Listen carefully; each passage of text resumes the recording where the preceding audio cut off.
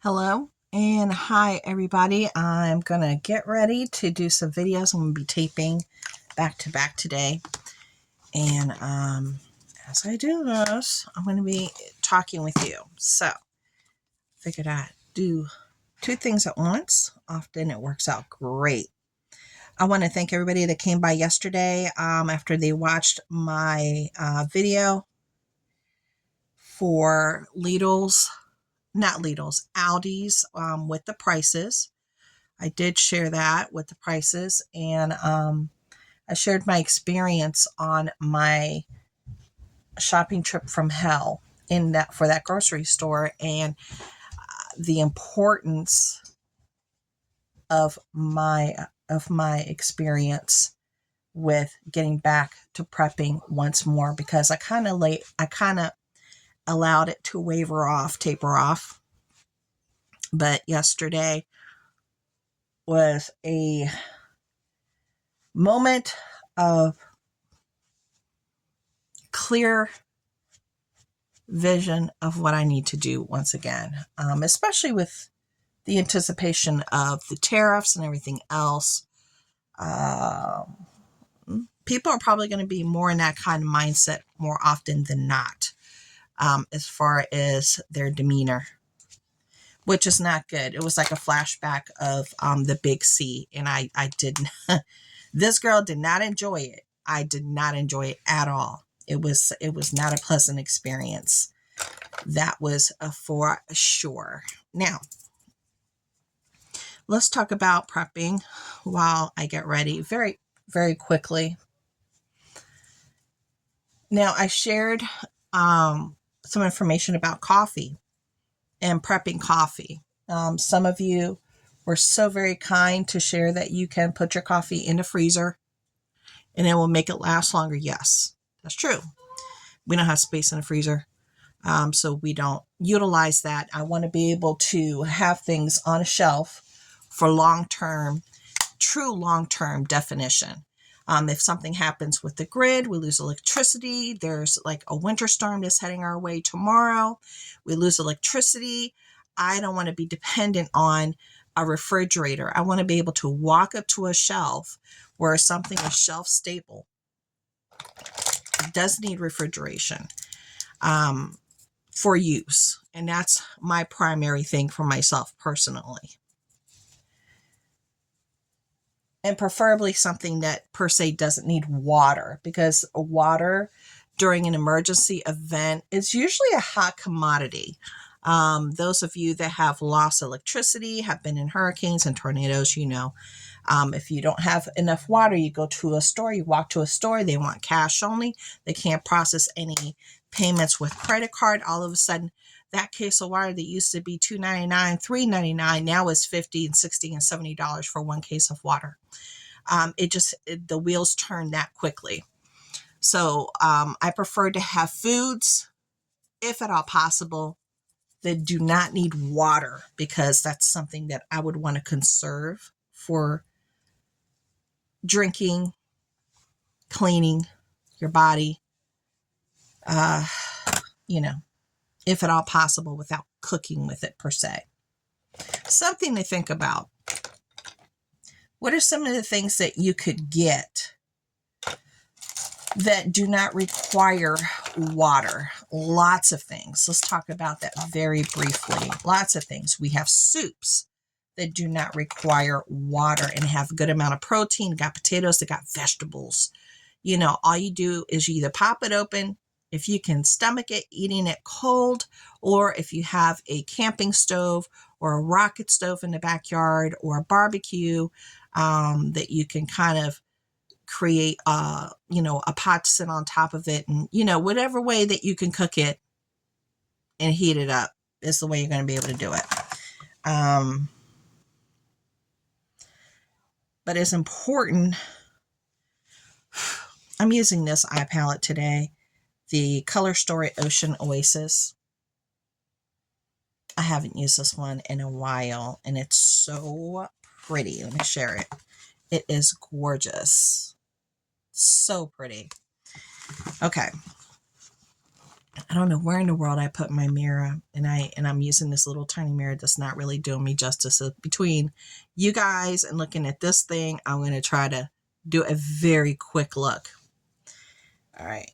So again, soups, fantastic to have. No water needed.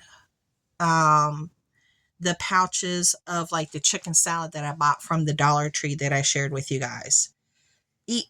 Just pop it open and you eat it. You're done. If you have crackers, better. If you have bread, you could put it on bread. Boom, you got a sandwich. Peanut butter sandwiches, or just peanut butter by itself is a good one to go to. You have granola, you have protein bars, okay? You have Vienna sausages. I'm just, popping out things out of the top of my head as far as things that you can have. You can have chili. You can have vegetables. You can have canned fruit. Now, canned fruit's a little funny. Let's talk about canned fruit for a minute. That's a good one to talk about. That one is a good one. Okay, canned fruit can be a little funny. Let me explain why. It has a high acidic rate. In a can, it can last you a decent amount of time, but just not that long. Most of the time, the acidity of it will eat right through the can, honestly. So is that the best way to go? No. If you can get some canned jar fruit, that would be the best way to go, honestly. It would be the best way to go, honestly. It just would be. Trying to combine two colors here because these are coming out kind of light. At least to me, they're coming out kind of light. So I do not recommend that you stockpile canned fruit. Don't do it. Don't do it. You will regret it. It is not something to do unless it's in a glass jar that you buy from a store, or you can it yourself in glass jars, okay? And there's some that do better than others, so definitely research that. I do have canned bread. I do. I forgot what the name of it is. It's like a molasses bread. Is it B&M? Is it B&M bread? And I'm going to tell you the honest truth about this B&M bread because I have some. I have a case of it. And I haven't bought any more because it just wasn't to my liking. But in case of an emergency, that's probably going to feel like a feast. And I'm going to be very happy to use it and utilize it, honestly. I'm going to switch gears with this color story here. Those color pigments on this thing are not that good. They're not. I might have to get rid of that one. That's just not doing it for me. It's not, girl. I just switched out palettes. So I have that B&M bread. It's going to be good for an emergency. When you're like hankering for something and you might be able to heat it up and maybe eat it with a can of pork and beans, or the Bush's vegetarian beans, which I absolutely love. I love Bush's beans. Things like that. Yeah, I saw someone was moving. Things like that, honestly. Now, I also have shelf-stable cheese. Did you know that? I've shared all these things before a long time ago, and then I kind of just, I wavered off of it because it was getting kind of weird. I was pulling in a bunch of really a different group of people that were they were a little radical, and I wasn't feeling it. So I kind of got off of the prepping thing. But let me get back to the cheese. There is a university. I forgot what the name of the university is. It does cheese. It's out there towards the West Coast, towards the West. Their cheese is expensive, but it is shelf stable. but it is pricey to get. And I heard it's good though. Never got that. I did pick up, it's called the Bega cheese, Bega. And I don't know if that's from,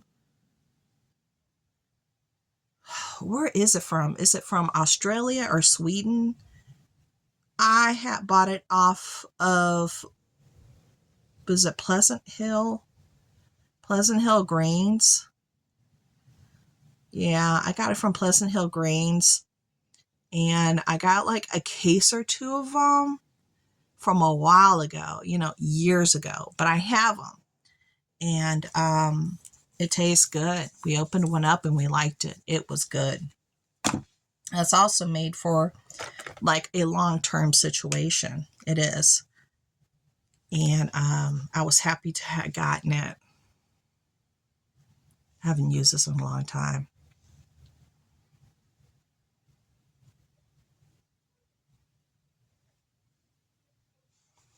And we're going to put something on top. Then we're going to put this. Where's the one I want to put on top? Is it this? No. Going through my She Glam lipsticks here. I think I'm going to have to destash this thing. I'm going to have to get rid of it because that thing, the color is not showing, girl. The color is not showing. And that is not what you want. You want a color that will show. Now, the other item that I have, if you guys want to continue to talk about long-term items that I have, and I've talked to you guys about before, I do have, what's it called?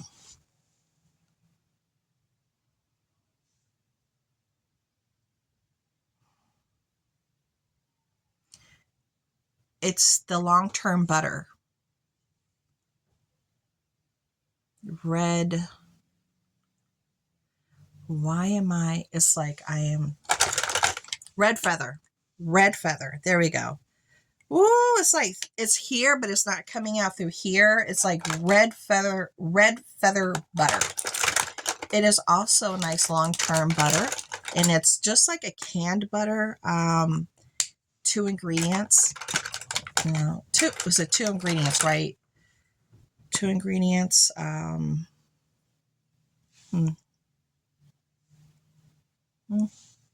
that's not what I wanted. 2 ingredients, and it's fantastic. It tastes like unsalted butter. That's what it tastes like.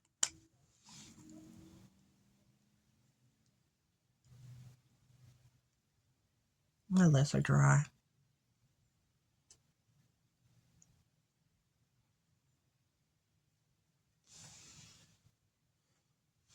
That's my ice cream cone.